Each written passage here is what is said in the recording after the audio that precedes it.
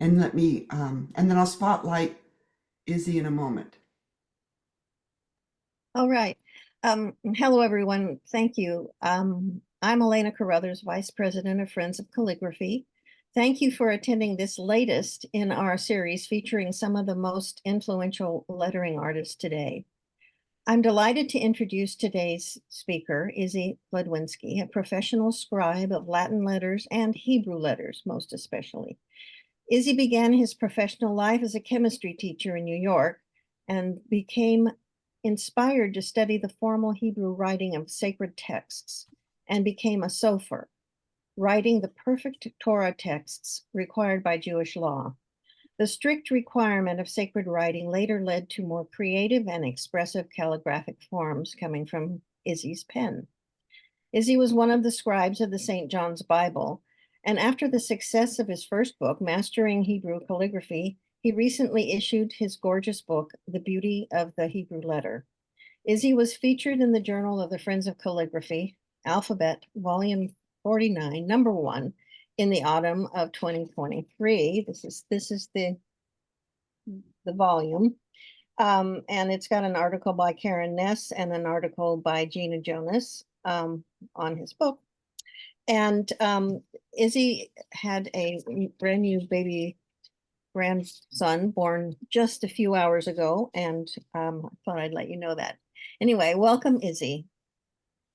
Thank you so much, Elena, and thank you so much to the Committee of the Friends of Calligraphy for the honor of speaking and presenting before you today. It truly is an honor and a bit of a humbling experience to have been invited. And I want to thank everyone else who also joined this presentation, and hope I can make it worthwhile for you. So I'm going to begin by, when I give these sort of talks, it's difficult for me to know how much familiarity the audience might have with the Hebrew script. So what I would like to do is begin by placing the Hebrew script in some sort of historical context and talk a little bit about its development, and then afterwards get more into the meat of the talk. So without further ado, I'd like to share my screen, and we'll begin the presentation.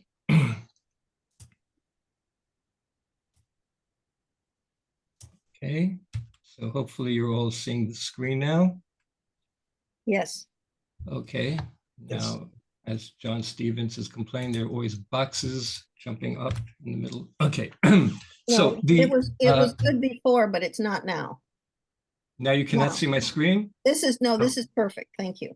Now you're in full screen mode. Great. So I can't see anybody's window. So if something's gone wrong or something. Oh, now I do. Okay. And again, I'm closing windows as they pop up. So sorry. Just okay. So the Hebrew alphabet is one of the oldest alphabets that we know of today. It developed out of what is considered to be the first alphabet known to us, which is the Proto-Canaanite or Proto-Sinai script, depending on where the specific artifact was found. And about the earliest time that I've noticed dated, where this alphabet is dated, is around 1800 BCE. And as you can see, this alphabet is quite a pictorial alphabet. So if we look at the letter Aleph, which means cattle in Hebrew, you have the picture of the famous ox head. If we look at the letter Kaf, which means palm of the hand, we have a depiction of the palm of the hand. If we look at the letter Ayin, which means eye, we have a picture of an eye together with the pupil. And it's out of this script that the first Hebrew alphabet developed, which is called the Paleo-Hebrew script. And if we just compare the characters, we see that's become slightly abstracted. So for the Aleph, we no longer have the picture of the full ox head. Maybe we have some remnants of the horns over here. If we look at the Kaf, the palm, we have a different depiction of the palm of the hand. If we look at the letter ayin, which before was a real picture of an eye, here we just have an abstract simple circle. And this script is dated to around 900 BCE, 100 BC, 1000 BCE. All these dates that are given should be taken with a little grain of salt as new archaeological evidence is found and as new methods of deciphering ancient inscriptions. These dates are liable to change, but for sure, by 900 BCE, there's a definite Hebrew script. So we're talking about the biblical period, around the period of King Solomon. And just as an aside, if any, to the modern Hebrew reader, they would not be able to make any sense out of these characters. These would just be strange, strange symbols. But this was the script of the Israelites, of the Jews, starting from at least 900 BCE, times of King Solomon, throughout the first temple period. In other words, till around 586 BCE. What happens in 586 BCE? Babylonians come in, they burn down the temple, and the Jews are exiled to Babylon. And when they started coming back to Israel after 70 years and over the next few centuries, they bring back with them a new script called the Hebrew square script, or paleographers call it the Jewish script. And this script developed out of the Aramaic script, which was the script used in Babylon. It was actually the sort of international script of the entire area. Those of you that can read Hebrew can begin to see some letters that are familiar to them, but this is the Aramaic script. And to get a good look of what the Hebrew looked at that time, an interesting manuscript to look at is one of the manuscripts from the Dead Sea Scrolls, the commentary on Habakkuk, one of the biblical books, found at Qumran. This is from the 1st century BCE. And if we take a close-up look of this script, first of all, we see why it was called the square script, the Hebrew square script, because many of the characters fit into very defined geometric scripts, be it a rectangle or a square. Many of the letters fit into these square shapes. And you can see the difference between this script and this script. What's unusual about this manuscript is that some of the words appear in the ancient script, right? And you can see the difference here between the scripts. And so you have two different scripts in the same manuscript and the same scroll. And the ones that are written in the ancient script that's actually the Tetragrammaton, the 4-letter holy name of God. And there are conflicting theories why God's name was written in a different script, actually conflicting theories, but we're not going to get into that in this talk. But these are the basic forms that developed that we have even today in Hebrew. So if someone were to come to Israel and Jerusalem and come to the Israel Museum to see these Dead Sea Scrolls, the average Hebrew reader would have very little problem being able to read this scroll. And over the next few centuries, what's happened with these forms is that they became more stylized and more uniform, but the same basically skeletal shapes. And they reached their zenith as far as beauty is concerned, at least in my eyes, during the Middle Ages. And here we have pages from two different manuscripts, two different Haggadot. At this stage, there are two very broad classifications of Hebrew script. One is called the Sephardic script, and one is called the Ashkenazic script. The Sephardic script, Sfarad means Spain. The Sephardic script is developed in the Southern European countries, such as Spain, Portugal, parts of Italy, and also in many of the Arabic countries. They have similar styles. Now, these are very broad categories. There are more categories, but in general, two categories. So on the left, you see the Sephardic script, and on the right, you'll see the Ashkenazic script, which developed in the Northern European countries, such as Germany and France. Now, if we take a close-up look of the script, first of all, we see how much more uniform the letters have become. They seem to have all the same X heights. You see they're definitely written with a broad-edged instrument. You see definite contrast between thick and thins. Now in classical Hebrew, the horizontals are the thicker strokes, and the verticals are the thinner strokes. You see that in just about all of the letters. But the contrast isn't great. You know, I say these scripts were written, first of all, they were written with a reed, a broad-edged reed. And I would say that they're written at around a 60-degree angle, plus or minus 5 to 10 degrees on either side. I mean, there are different variations in different manuscripts. But as I said, the contrast isn't too great between thick and thins. Now, if we compare that with the Ashkenazic script, we see something completely different.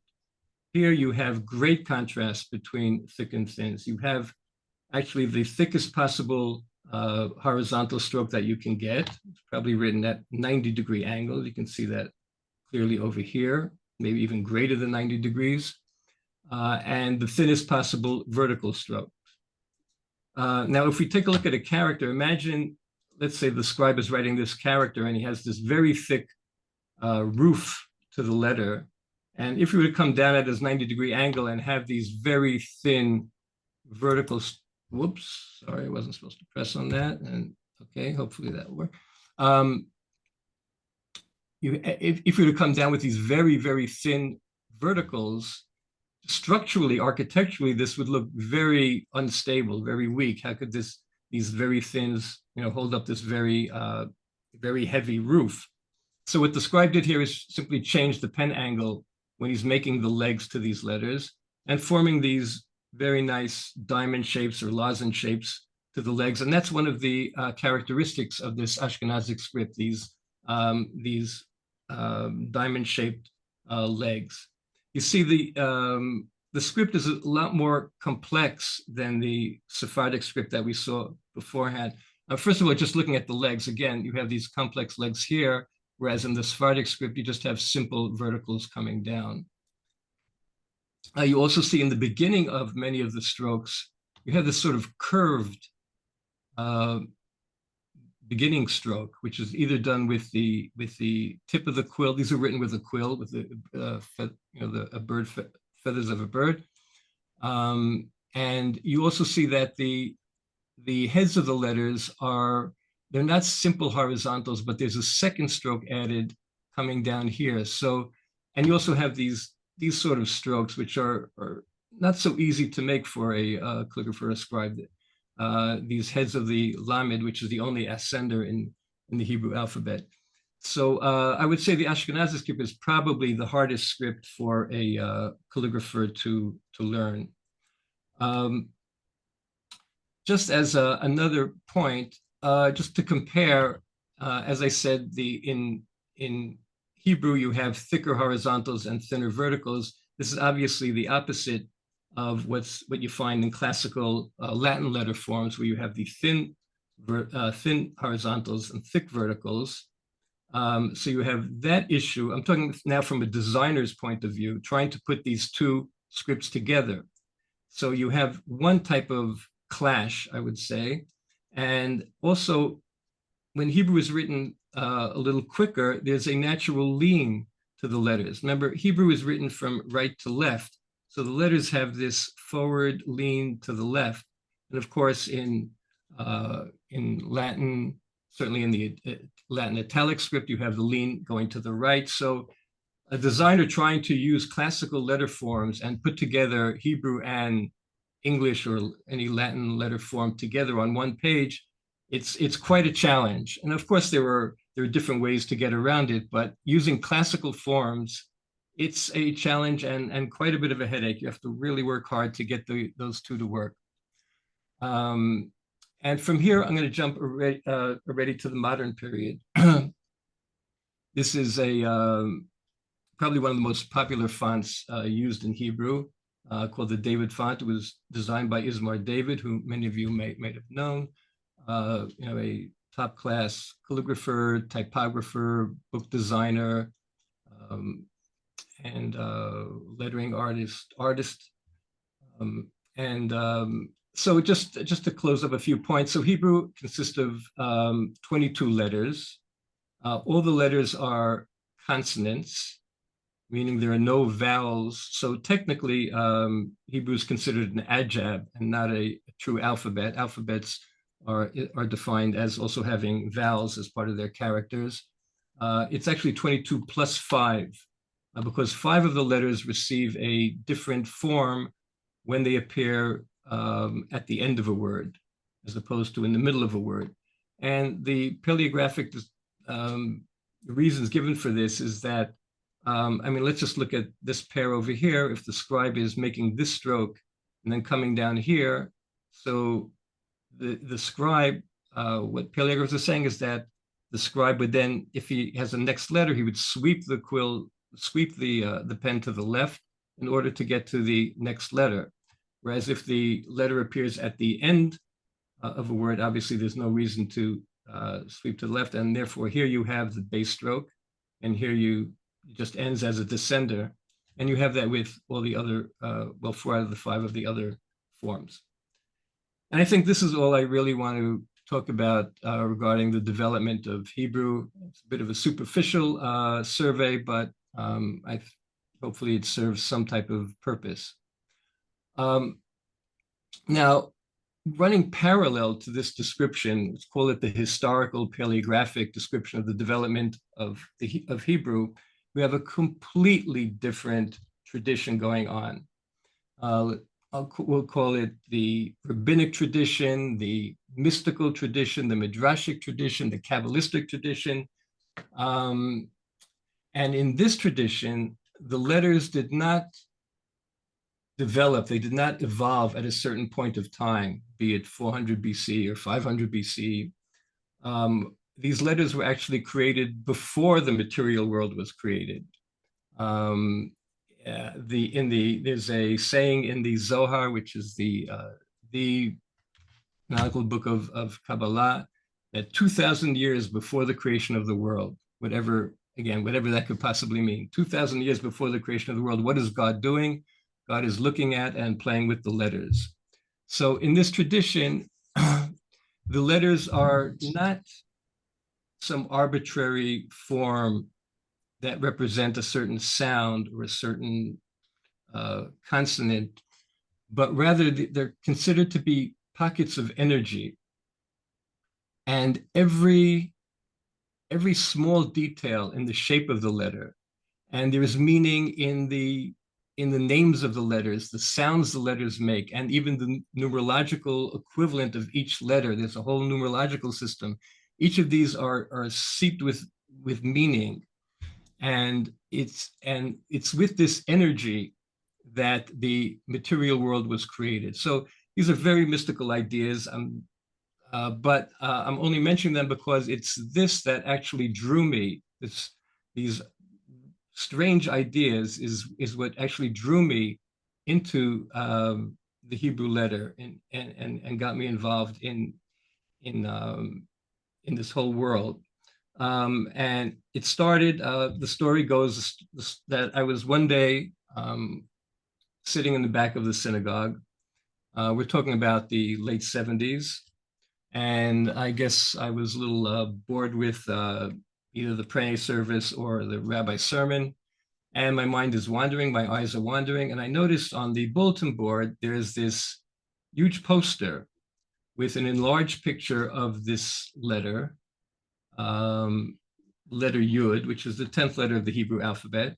It's actually the smallest letter of the Hebrew alphabet. Here you see it in the word bayit, which means house or home. You see it's only half of the X height. But it was, this warning poster said that if an entire Torah scroll, okay, so let me just explain a little bit of that. The Torah scroll is considered to be the holiest object in Judaism. It consists of the 5 books of Moses. It's handwritten on parchment, and there are hundreds of thousands of letters in a Torah scroll. And this poster said that if an entire Torah scroll was written beautifully, hundreds of thousands of letters written perfectly, but one Yud was missing this little protrusion of all the yuds in the Torah scroll, if just one was missing, this little protrusion called an oketz, then the entire Torah scroll would be invalid for ritual use. I thought, wow, what mystical secrets lie in this little protrusion here that has the power to invalidate an entire Torah scroll. And this fascination with these ideas, just, it drew me in. And as Elena said, at the time I was actually as a student teacher in chemistry.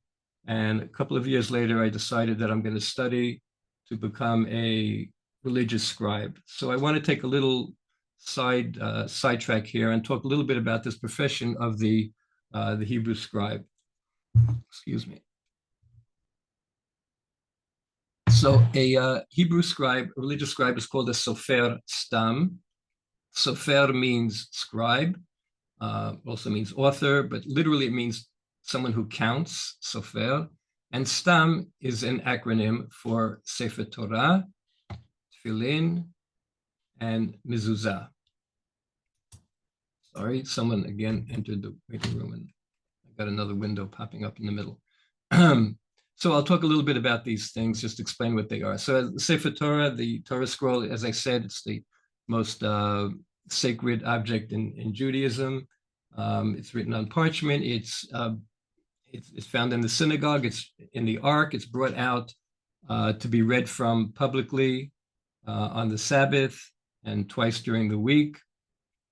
248 columns, and that takes around a year to write. If someone's writing full time, it would take a person around a year to write a Torah scroll if they're writing full time. The tefillin, or phylacteries, if that word helps you in any way, these are the boxes that a religious Jewish person would pray with during on weekdays, not on the Sabbath. And there are two of them. One is worn on the head. You can see that here. And one is worn on the arm, which you actually can't see. It's on the inner side of his arm. These are leather boxes. And inside these boxes are rolled up pieces of parchment, very small, very, very small writing to get these in there. There's a lot of text, and they're rolled up into these tiny boxes. And that's the tefillin. And the mezuzah is found on the doorposts of Jewish homes and offices. Here you see the Google offices in Tel Aviv, and they used as the casing for their mezuzah. They used the Google colors, but behind that casing is a rolled up piece of parchment, again with text from the Bible, from the 5 books of Moses, basically talking about the unity of God. And all of these artifacts, all of these objects, ritual objects, have to be handwritten. Okay, why do they have to be handwritten? Typical Jewish answer, because it says so. So in Deuteronomy 6, it says, I'll read it first in Hebrew, Uchtavtam al mezuzot beitecha uvisha'arecha. You shall write them on your doorposts of your house and upon your gates. And the rabbis took this quite literally. It says, write them, and they mean it has to be handwritten. That means it can't be photocopied, it can't be printed, it can't be typed. So in one sense, the profession of the Hebrew scribe is basically protected against ever becoming obsolete. But of course, technology being what it is, and human ingenuity and human desire to look for loopholes is great. And so what they've come is they actually invented a robot that can write the letters of the Torah or these objects. This robot was developed in Germany. Then the question became, is this considered writing in the same sense as a person writing? Now, nobody asked me, but if I were to give my 2 cents, I would say that this would not be considered writing, and it would not be valid or kosher for ritual use, for the simple reason that one of the requirements of the scribe is the idea of intention.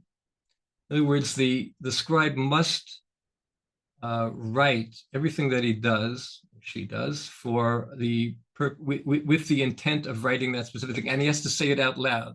Whereas before the scribe writes, must declare, I am writing this, whatever, Torah scroll, tefillin, or mezuzah, for the specific purpose of this object. And if he doesn't, then everything he's written afterwards is considered not valid. And even if a drop of ink should fall from the quill, right? You dip your quill in ink, and before you get to the parchment, some ink drops on the page. And even if it forms a perfect letter, that letter can't be used. The scribe would have to erase that letter and rewrite it because that fell accidentally without any intention. And it's this idea that I find significant. This idea of something, this unbroken chain between the spiritual or the abstract and the material. In other words, it starts with a thought, just an intention. And then the person says it out loud. So now it becomes a little bit more into the world. There are sound waves going on. And then it gets embodied in the hand and into the quill and into the ink and finally embodied on the parchment. It's this, I think, unbroken human chain between intent and embodiment, between the spiritual and the material, that for me, I think that's what gives it its sacredness. And without it, the robot just doing something, just writing robotically, is this whole thing is missing. And it to me, it loses importance, significance, and in a sense, sacredness. But again, nobody's asked me. So just as the mind has to be prepared, so too does the body. And very often the scribe would begin the day by immersing himself in a ritual bath. This is not a requirement, but it's a tradition that scribes would do this before they begin writing something sacred. And this idea of preparation, mental and physical preparation, is probably not unlike what a Zen master would do before picking up the brush and writing. We would not just pick up the brush and dabble something mindlessly. So this idea exists in many different cultures. A little bit about the tools of the trade. So there's a interesting saying in the Talmud that a person should always be as soft as the reed and never as hard as the cedar. And then it goes on to say that because of this trait, the reed was chosen as the ideal instrument to write these sacred objects. And it's this idea of the reed being, having strength through flexibility, being able to, comes a strong wind, it's able to go with the flow, but still retain its strength and come back to itself. Whereas the cedar that tries to be hard and strong, and comes a strong wind, it's possible to be uprooted. This idea somehow is reflected in the importance of and I also like this idea that that the tool itself has some importance, that there is some meaning behind what you're doing the tool, and it also has sort of a lesson to teach about whatever the lesson is. So this tradition of writing with the reed existed in the Sephardic tradition. In the Northern European countries, they probably didn't have access to reeds as much. They used what everybody else was writing around them in the surrounding culture, the birds of a feather, turkey quill, goose quill, whatever was available. The ink, the most important quality about the ink is that it has to be black. So in none of these ritual objects will you find color, you won't find gold. There's an idea of that these words are written, or when the Torah was given on Mount Sinai, that they were given black fire on white fire. So actually, I'm going to take another aside. I like the idea of white fire also, because as calligraphers, as designers, we're, to us, the white space isn't something passive that you just, plop some black ink on it. But, a good designer is considering about always how to enliven the white space. So the idea of white fire, black fire on white fire, I like that idea. But anyway, getting back. The ink has to be black. Most of the ink comes from walnut ink. As you can see, it has sort of this shiny sheen to it. And it sits on top of the parchment. So you have this sort of almost tactile feel to it if you're going to put your fingers over it. That's the ink. Parchment, yes, all these objects are written on animal skins. I'm not going to go into all this detail. Most of the skins are on calfskin vellum, but any kosher species animal can be used. The animal does not have to be slaughtered for this, and no animals are killed for the parchment industry. So I'm a vegetarian, so I'm also sensitive to it. And of course, there's tons of meaning in the shapes of the letters. As I mentioned in the beginning, this is taken from a rule book of how to write the letters, and you see that all the points. You have 14 points just on this one letter that must be there, and there are mystical secrets in the crowns of the letters, et cetera, et cetera. And this is what I did for.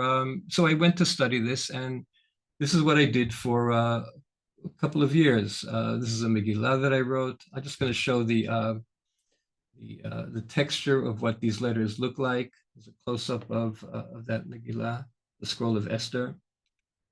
And as I said, this is what I did for quite a few years. And this was one journey that I was on. And in one sense, I still am on.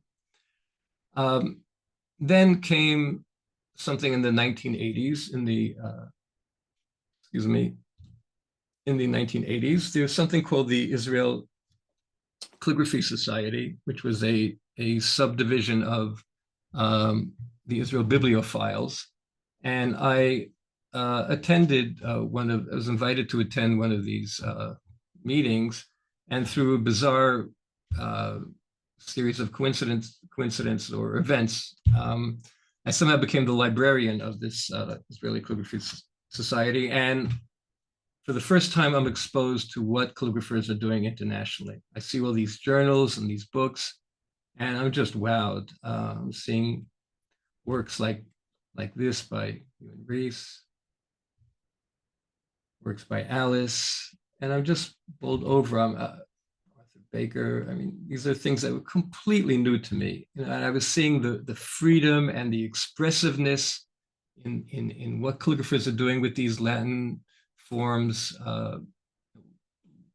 words, texts, seeing unusual writing instruments that were unusual to me. A bit of play with legibility, even a single word to honor Ward Dunham's memory, just the word "the," and look at the power there, and this blurring between the art world and the calligraphic world, the fine art world and the calligraphic world by Thomas Ingmeyer, and just the elegance of the letter forms. And I'm just bowled over and enthused and excited, and I said, I want to be part of this world. So I actually went to study a little bit. I had some connections, and I had the honor and unbelievable opportunity to study a little bit with Lily Ronker and with Alice in New York for a little bit, who gave so much time, but they're free. They were busy people, and they gave freely of their time. Alice was working at Steuben Glass at the time, and she invited me to come after work, and she would give me critiques. I studied a little bit from Johnston's Writing, Illuminating, Lettering, and that was my introduction to Latin letter forms, and they were helping me around. But at a certain point, I really wanted to do this full time. At the time, the only English-speaking, as far as I know, the only full-time calligraphy school in the English-speaking world was at Roehampton. So I picked myself up and I went to London to study at Roehampton. It was then under the tutelage of Anne Camp. And I was there for around 2 academic years and learning, Gaynor Goff was one of the tutors, Tom Perkins, teaching lettering and carving, and Gerald Floyce. These were the tutors under Anne Camp. I was there for around 2 years, and then I come back to Israel, and I wanted to start to apply all the things I learned in design and in letter forms. I wanted to apply them in Hebrew. Now, the problem is that Hebrew looks like this. I mean, they could be beautiful forms, but they're square forms. And how do I give expression to these forms, that freedom that I saw that was going on, internationally? How do I get that into Hebrew? So that was sort of my challenge. So at Roehampton, we learned that the first thing that you do is you look at your tradition, you look at historical manuscripts. And of course, Hebrew doesn't only have square letter forms. And this is what a typical Hebrew, these are the typical scripts that a person would learn in a Hebrew calligraphy class, which are all square scripts. So as I said, Hebrew doesn't only have square scripts. As words had to be written faster, they developed a semi-cursive Hebrew. There's a beautiful manuscript from Florence, 1490, the Rothschild Machzor. And if we look at a close-up of these letter forms, you see that they become rounder, softer, more Italian. So this was a manuscript that I studied, just to compare what an Italian semi-cursive looks compared with a German semi-cursive look. You can see here, the Gothic influence in these Ashkenazic letter forms. You see the sharp arches within the letters, and a general sharper feel to this whole thing. But I did a study of the Italian ones, and I did some works. This is actually quite a large piece, and unfortunately, I can never get a good picture of this. It looks much better live than it does in this picture. But this was the script that I sort of developed, and it was fine. It was sort of a beginning of what I wanted to do, but it still has this medieval feel, and it still has sort of religious connotations. And I was looking for something a bit more contemporary. So next thing I did is I turned to Hebrew handwriting. So these are the letters that a kindergarten or a first grade student might begin to study. Not exactly the most elegant forms, but I always try to sneak in a sample of my father's handwriting, which is down here. My father had a beautiful handwriting, which unfortunately I never inherited from him. But so there are things that you can do with Hebrew, but I was looking for something a bit more formal rather than everyday handwriting. So I started to do these experiments. But before I got to this, this might sound what's the word? Presumptuous, I guess is the closest word I can think of. I was trying to develop a sort of a Hebrew equivalent to italic. And I was working, and I was just reaching a dead end. And at some point, I just told myself, Izzy, just shut up. Just stop trying to think of the end product, and quiet the left brain and see what your hand wants to do with Hebrew. And so I did. And I was just playing around, just doing a doodle, sort of a meditation on this letter Tav, which is the last letter of the Hebrew alphabet. And my hand, again, just with a monoline pen, has formed this horizontal sweep. Again, with italic, I was trying something vertical, but my hand wanted to go horizontally with Hebrew. And I got this sinuous curve that felt good to write, and I liked the way it looked. And then I wondered whether can I match other letters to this shape? And I took what I thought would be the 4 of the hardest letters, the Shin, He, Aleph, and Zayin, and I came up with this. And then I was fairly confident that I can come up with something for the entire alphabet. And I did, and I started to make these abstract compositions, just putting together these forms and seeing what it would look like. And I sort of liked what was happening here, what was happening here. But these were just small, short, abstract compositions. Then I tried to see if I can do longer text, longer lines of writing with these forms. And I started to do stuff that looked at pages and pages and pages of trials and experiments. that ended up looking something like this. But here I want to take another tangent. I want to go off on another tangent because I want to explain what's going on in my mind as I'm doing these experiments. And here I have to give credit to the influence of Hans-Joachim Burgert. Now, let's get back to the late 1980s. I'm at Roehampton still. And one day I come to class and there's a big buzz in the classroom. Hans-Joachim Burgert's coming to town. Hans-Joachim Burgert's coming to town. He's going to give a workshop and a lecture. And I got all excited. I had no idea who Hans-Joachim Burgert was, but I quickly signed up and I went to hear him and took his workshop. And I admit at the time the workshop was way above my head. I was just a beginning student at Roehampton. But there was something in his lecture that got to me, that I understood, and that stuck with me, and that was his critique of the development of writing in the Western world. And what he said was that the ideal in Western writing is this sort of uniform distribution of black, white, and it gives this monotone rhythm of monotone rhythm of black, white, black, white, black, white, black, white. And as calligraphers, we're always trying to get this consistency in our spacing and our letter forms. And he said this might be good for legibility, but visually, graphically, it's extremely boring. Every line of writing is basically giving you the same visual information. It doesn't matter what script you're talking about. Every line of writing is visually telling you the same thing. Of course, when it gets too extreme, you even lose the legibility, as you can see here in this quadrata. And it doesn't matter if it's historical manuscripts or something a little bit more contemporary, excuse me. These are beautiful letter forms.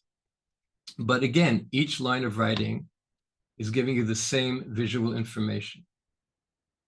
Now, if you compare this with Arabic calligraphy, let's say, you have something completely different going on here. You have this sort of buildup of tension with these verticals, and then you have this release of tension, and they're going back to it. You have the way you describe it, you have to start using musical terms. You have sort of a jazz improvisation going on here. I don't know if it's improvised, but that's how it looks, that's how it feels. And certainly no two lines of writing is giving you the same visual information. And of course, if you look at East Asian calligraphy, you have, what words would you use to describe this?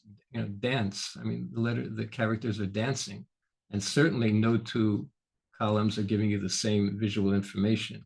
And even within the character, you have so much going on. Unfortunately, Hebrew developed the same way. The Hebrew script developed more or less the same way as the Latin characters did, in that, again, no matter what script, whether it's the square script or these different semicursives, you still have each line of writing giving you the same visual information. So as I'm doing these experiments, this is going on in the back of my head. Can I introduce different rhythms to the Hebrew script? And so I started playing, again, doing these lines of writing, but I'm no longer looking so much at the beauty of a single letter form. I'm looking at what's going to give me an interesting line of writing.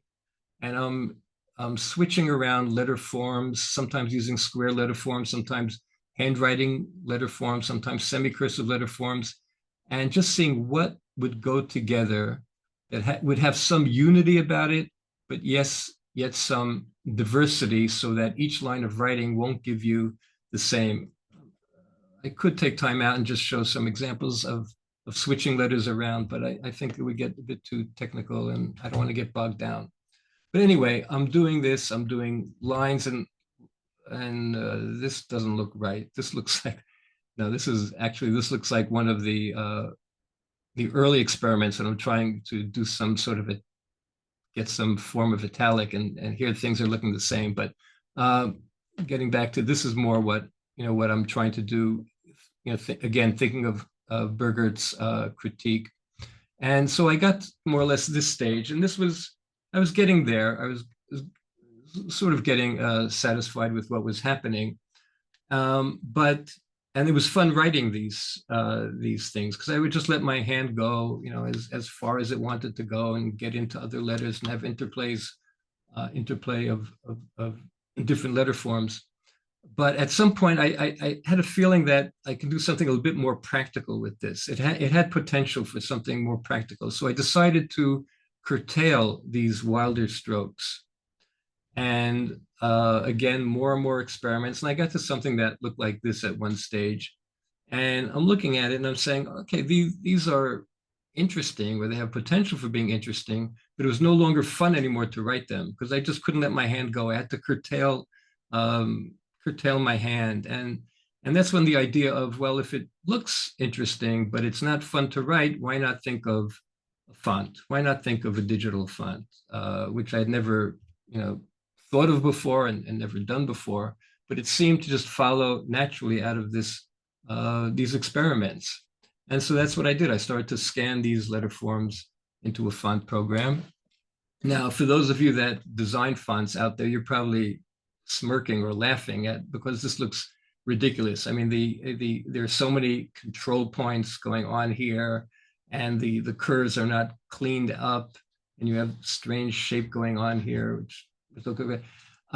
So what I found is that the more I cleaned up these control points, the more I smoothed out these curves, the more I made, I don't know what's the word, the more I cleaned up the shapes, the more I would do that, the more commercial the font would look, the colder would be the feel. And I certainly didn't want that. I still wanted sort of a human calligraphic feel, even though it was going to be a digital font. I didn't want to lose that, I call it quirkiness, these inaccuracies. It's not the word I'm thinking of, but I wanted to retain that anyway. So unless the scan really distorted the shapes, I tried to keep as much as possible to whatever it gave me. And that's how I developed my first font, called Sheer. So here you see all the letters of Sheer. Here you see a couple of lines of writing. Now, I mentioned before that Hebrew consists only of consonants. Vowels are depicted by these diacritic marks, just a system of dots and dashes, really. And that's how you get pronunciation. Usually Hebrew is, like if you pick up a newspaper, you would not find diacritic marks. These are used really only for children's books, or biblical texts, or in poetry. You would find these marks where pronunciation is very important, because there could be ambiguities in how the word is read if you don't have the diacritic marks. But usually you can figure it out from the context. And once I had this, so this is how it looks in sort of a block of text. Again, trying as much as possible not to have each line of writing look the same, and giving different information. Once I had this, I didn't know what to do with it, because I'm not a type designer. I'm not, but the connotations, that's not the right word either. They had sort of, to me, it resonated with something feminine. They had this sort of soft curves to it. And the idea of letters playing, sort of an interplay of letters, where some letters would fit into the other letters. It reminded me of the Song of Songs, one of the biblical books, the Songs of Songs, or the Songs of Solomon, where the feminine voice is the more dominant voice. And there's this interplay, there's this play between the two lovers in the book. And so I decided with this font, I would just produce a sort of limited edition artist book. And here you just see a spread. There were liner cut illustrations by Mordechai Beck interspersed throughout the book. And there was an English translation book set in Zapfino and set in the box. Doesn't matter. And so this is more or less the end of one of my journey. It's not the end of the journey, but because the journeys are always overlapping and continuing. But this is where the font led me at that point. But at the same time, I'm still playing with these letter forms and trying different tools. So even though I really hadn't done any brush work till then, I started to see what a brush would look like. And here is some of the forms that I used as a design around a ketubah, a marriage contract. And here you see some of the Arabic influence. You have the sharp verticals and the a break of long horizontals. I'm very influenced and moved by both the art of and the philosophy behind the calligraphy of the Far East, Japanese calligraphy. And so again, with the brush, I sort of developed an abstract Hebrew brush script, and I started to do works, with this, where there's a lot of it comes at the expense of legibility. I mean, I would have to demonstrate where these letters came from, but they all came out of classical, Hebrew. I'm not trying to, and I certainly don't want to copy, Japanese characters, because that would just be, sort of kitschy, and it's just not where I'm at. And but these did come out of experiments with Hebrew letter forms. And you see, obviously, the Japanese influence in these works. This is an interesting book that, in order to help with legibility, so I interspersed the word in my font, and here's the abstract depiction of that same word. What's interesting about this book is that if you look from one side, you only see the abstract forms, and if you look from the other side, you only see the legible forms in sheer. And another example. So that's another journey that's going at the time. These experiments with abstract Hebrew letter forms, brush letter forms. I want to go to mention another journey, because this was a significant journey for me. This came as a result of yet another spiritual crisis that I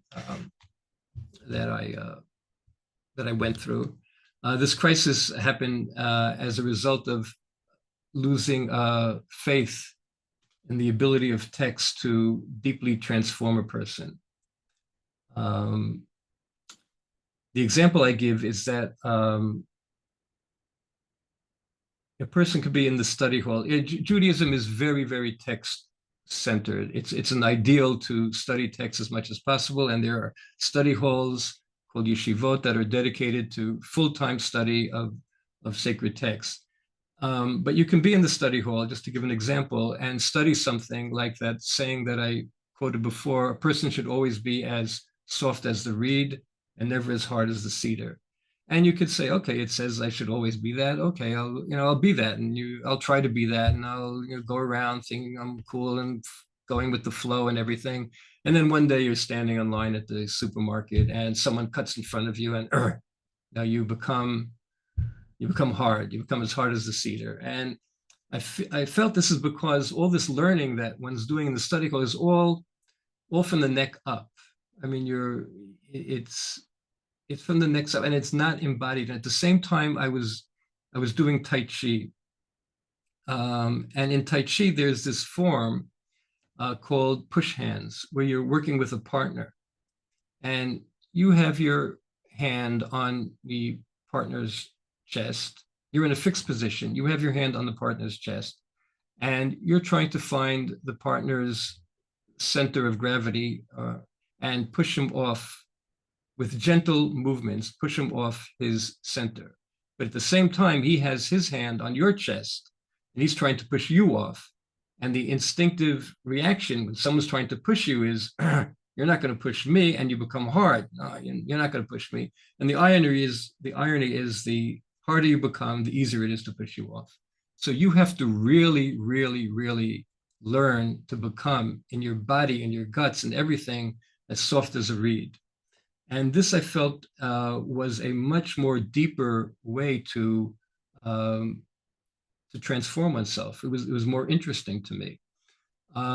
So I had a little bit of shift here. Instead of um, instead of what I was writing, I became more interested in how I was writing. What's going on inside of me?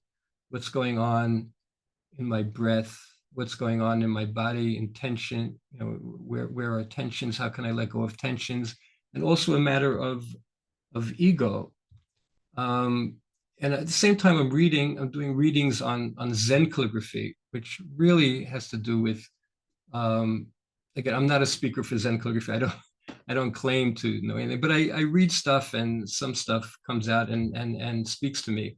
And one of the ideas in Zen calligraphy is that the more a person can overcome the obstacles of the ego, the more one can touch a more authentic self, you know, and get behind all these masks that we put on, you know, that we show other people. The more we become more authentic, the more we can become a vessel for this cosmic energy, which is called qi in Chinese, ki in Japanese.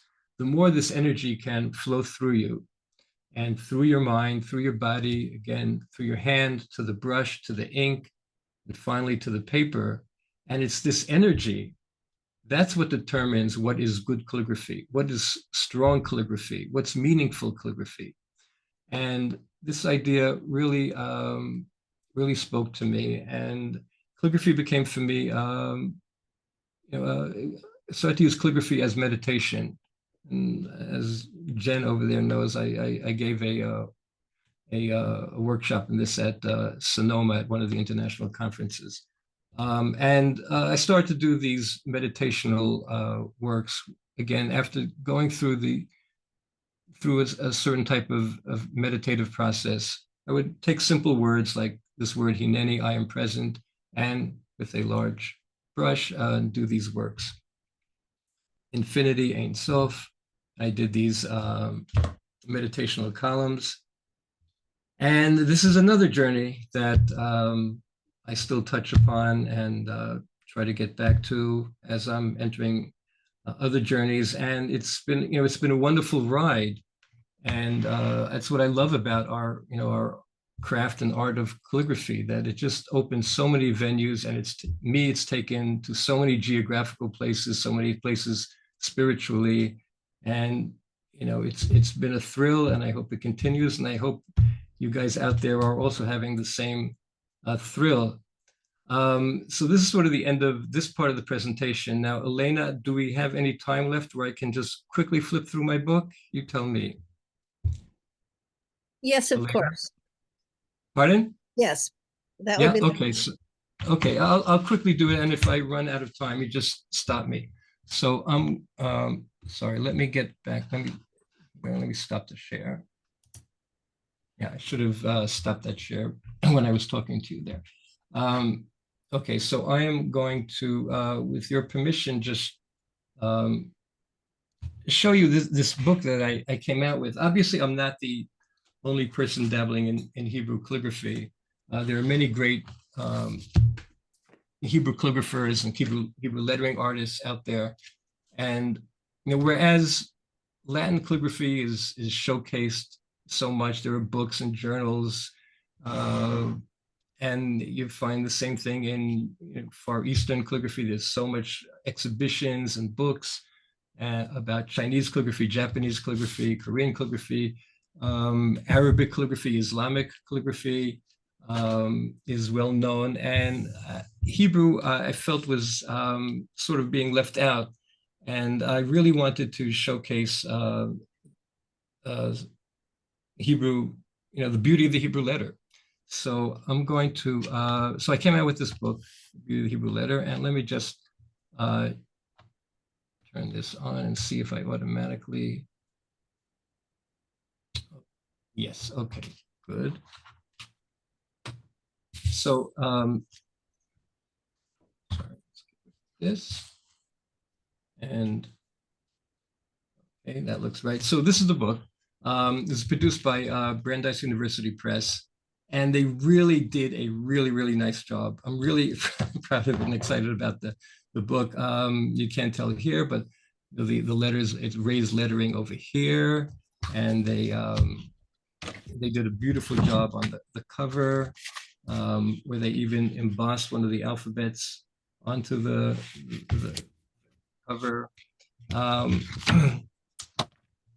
just gonna just quickly flip through just to see the breadth of the book. It's a little out of focus. It's a little I'm out sorry, of am I out focus. of focus? It'll probably go out of focus. I'm just going to do this quickly, and then I'm going to just show individual pages, and then I'll focus better because it'll probably go in and out of focus. But I just want to show the breadth of the book. It's called From Sacred Scrolls Through Graffiti.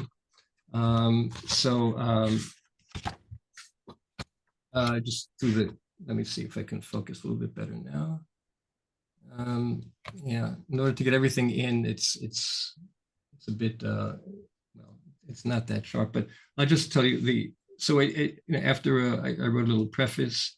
Starts off with historical manuscripts and their influence, then traditional calligraphy and lettering, more legible stuff, alphabets and letters. Calligraphers, we love doing alphabets and letters.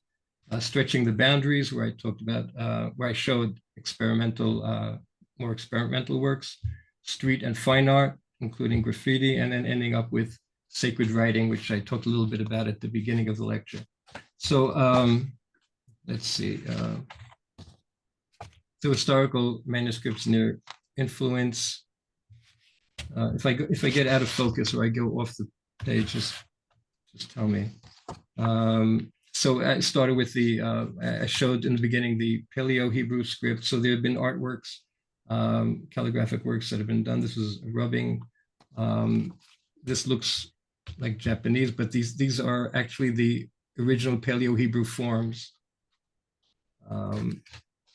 And there's, I showed some manuscripts and how fonts were developed through the study of the manuscript. So here's an example of a Yemenite manuscript and a type designed by Oded Ezer, who did a study of this Yemenite manuscript, and he came up with this quite modern looking font. And some of these you've seen. Amulets.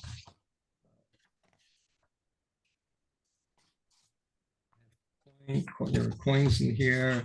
And it basically in the first chapter is basically legible, sorry, and even some Arabic influenced Hebrew cursive and the wild handwriting, traditional calligraphy and lettering. They have logos, blessings,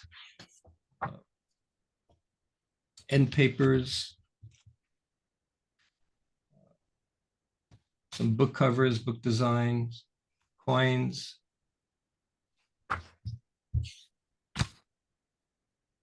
Works in metal, gates, diplomas. Here's some work by Ismar David. Let's see, we focused. Try to focus a bit better. Some works by Ismar David, who I mentioned in the beginning. A lot of works by Ismar David.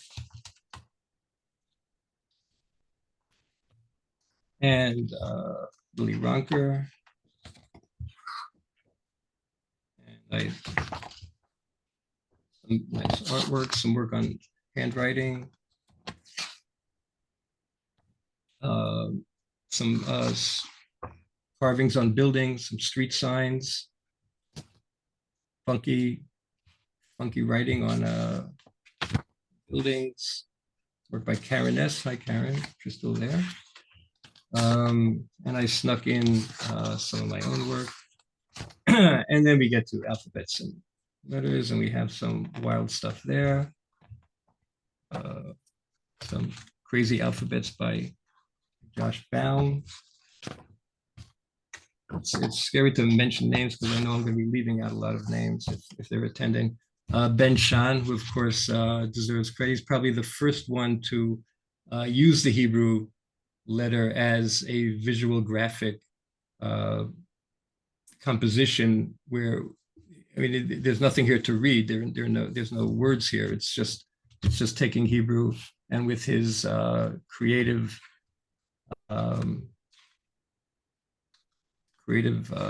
letter forms produce this interesting composition. and etc., etc. And then we get to stretching the boundaries, and we have some welder works here. Michel D'Anastasio in France, who does some really nice work. David Goldstein, Lynn Brody, Karen again. Snuck in some of my work. Really not doing this in some wilder work. This cut and metal, abstract work. Again, playing with legibility. And finally, we get to street art and fine art. It was actually hard to some nice work on buildings. This is The Blessing for Bread. It's written on the walls of a bakery by Hillel Smith. And graffiti, it was hard to find. Unfortunately, most of the graffiti found, at least in Israel, is still in Latin forms. It was hard to find interesting graffiti in Hebrew. It was even harder to find the artists themselves to get their permission to use their work, because they're not exactly advertising their names and their phone numbers. So that was a bit of detective work to get their permission. And then some fine artwork where the Hebrew letter is the major element. Canvas, looks of Edna Miron Wapner, obviously with the influence of Sumi painting and writing. Tanya Moreau did work in metal in France. Again, I snuck in one of my works. And here you see Arabic influence by Oad Naor. And finally, coming full circle, sacred writing, which I talked about in the beginning. And so I put in some examples some fine examples of Torah scrolls. Again, here's some close-ups. All right, some close-ups of the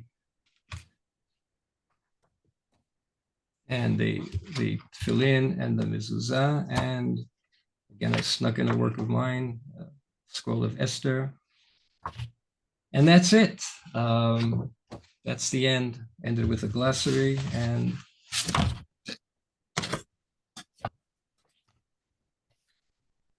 that's all, folks. So for those of you that managed to stay with me, thank you. I hope it was, whoops. Let me just get this. My video is off. And there we go. That was wonderful. So thank you, really, thank you for giving me this opportunity. I really appreciate it. This was a wonderful lecture. Thank you so much. And you've gotten a lot of appreciation from the audience. Does anyone have any questions for Izzy before we close? Yes, please. Margaret in England. Izzy, absolutely enthralled by what you've shown us. I've learned a huge amount today.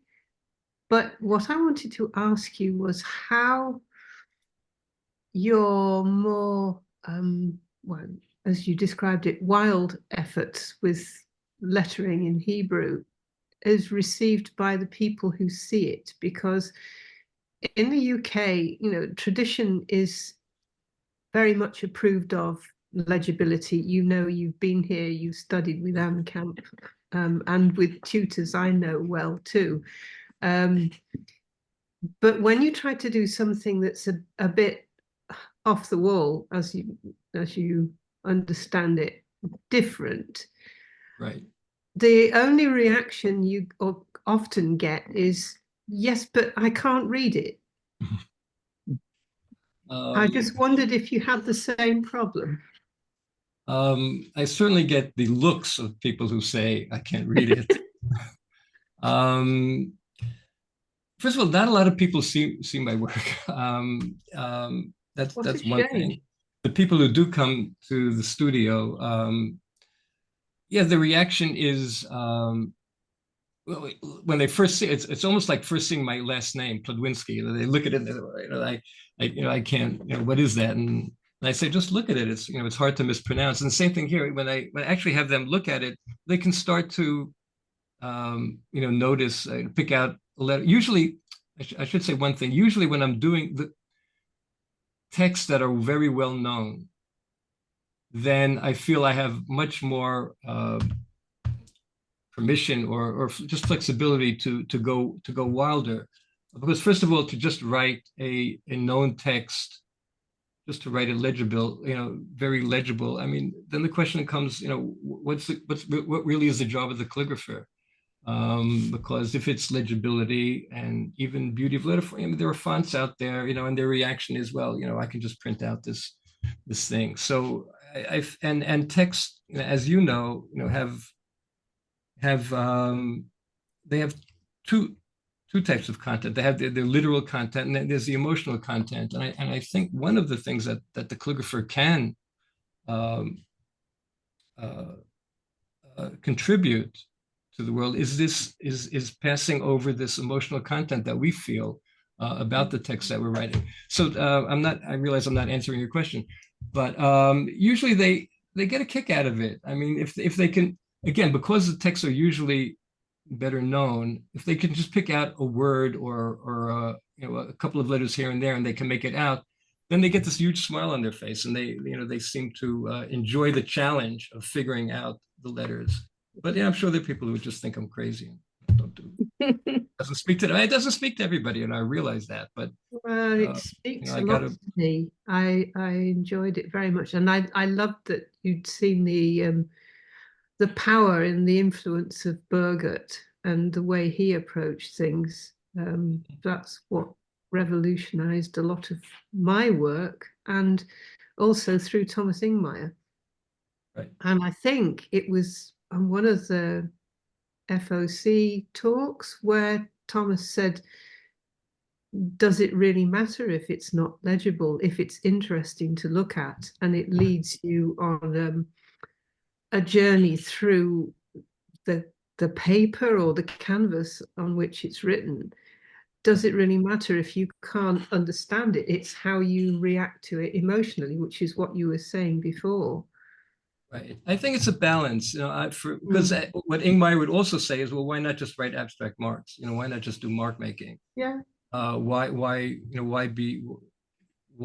letter? Why should that be my starting point? And so there is a balance there, and we are moved by letters. I mean, and thank you, Margaret. Thank you. Marianne White has a question. Would you like to ask it, Marianne? Oh, Izzy, so nice to see you. Thank you. What was, I was just interested in the Calligraphic Society that you discovered in the Hebrew Calligraphic Society. What sorts of things have you all been involved in recently? Well, I can't really say, because this happened in the mid 80s, I think. And I was new to this whole world, and the truth is, it didn't last much longer afterwards. I think it was one of the reasons that it was going downhill, and they just had no place to store the books. And I was living in this bachelor apartment with a huge apartment with three other guys, and I said, I'll take it. And that's it. I'm not even sure we had another meeting afterwards, but they might have been involved. I'm sorry, that's not true. They might have been involved. It was a trip that Alice, Herman Zapf, Abigail Chapman, Lily Ronker, and a few others made to Israel in honor of Bob Leslie's 100th birthday, I think. And there was a paper making, so there were trips, there were paper making trips, and there was exhibitions that was put up. But I was very new to all this. It was, I wasn't part of that world so much at that time. It was just the beginning for me. Anyway. Thank you. And Bob Therian has a question. Would you like to tell us your question, Bob?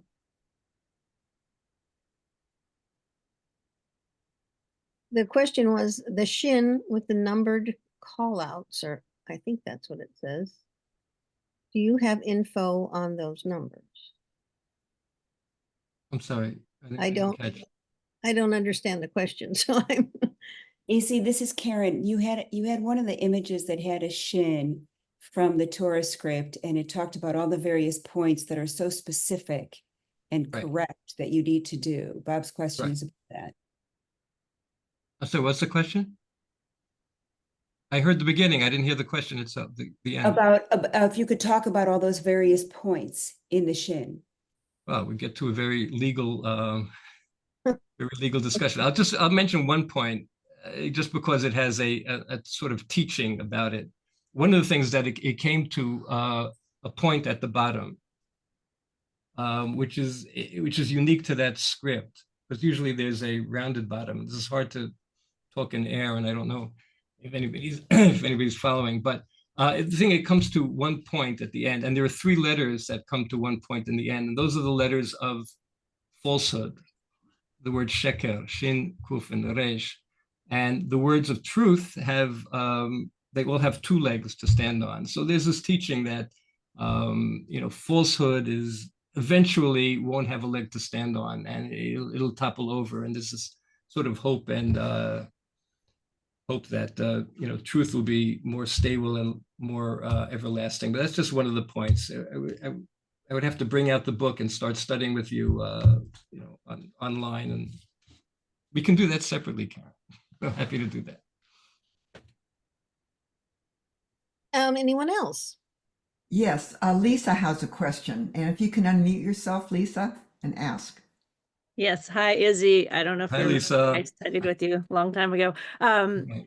I want to know how to get a hold of a copy of your book. How do we do that? Oh, And thank you for your beautiful presentation. thank you. Well, you can check with John Neal. I think he might carry it. Amazon certainly carries it, and Brandeis University Press carries it.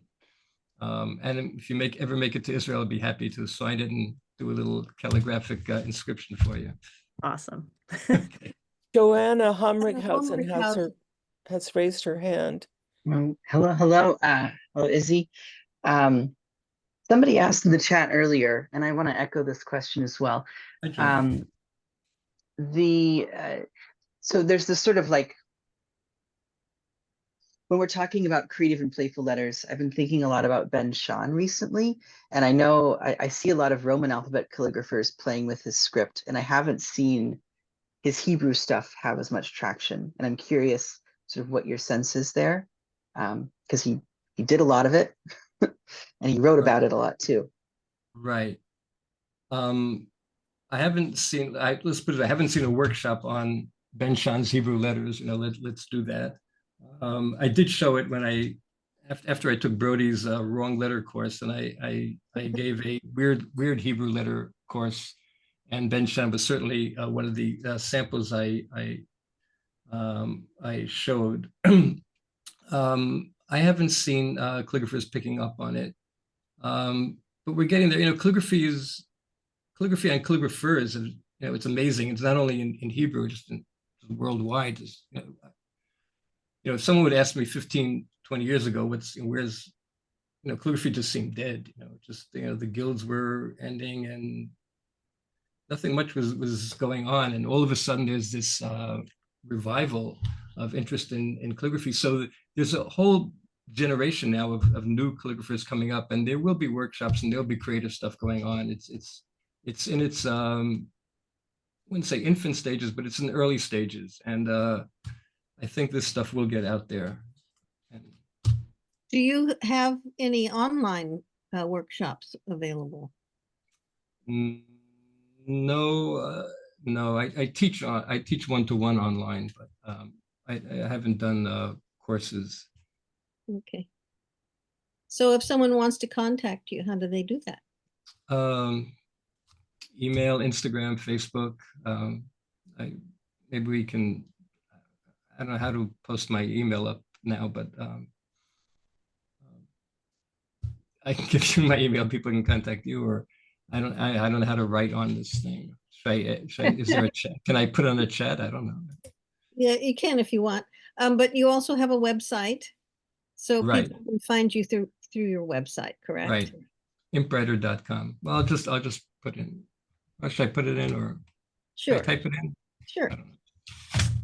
Okay, so I'll type in my email. Website itself hasn't been updated in a while.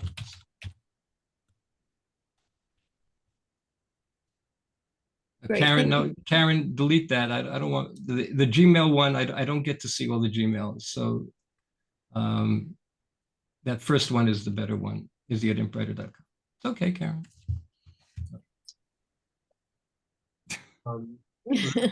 Leslie Mark had a question. Leslie, would you like to Leslie. Hi, Leslie. your question? Even been on view. Terrible. Hi, Izzy. It's Hi, so good to Leslie. see you. Long time. How are Long you? time. Shana Tova. I was thinking as you were going through the book quickly, and I've thought it as I pour over the pages myself, how much draw sometimes you might take from Volpert or other Bezalel movement sort of stuff that was going on, because it's not as free as some of the Asian influence, but it just seemed like, you know, some of the stuff, especially in the graphic side, which is where I live a lot of the time, might have been. And there's such a richness there, I think, about David's work, or, you know, Ben Shahn, obviously, that kind of thing. Anyway, I didn't know if that was something to plumb for people. Again, you know, beautiful letter forms. Just moves me out. There's something to learn from everything, and you know, from doing the more legible stuff, then it's definitely a strong influence. And attracted to beautiful characters no matter where they are.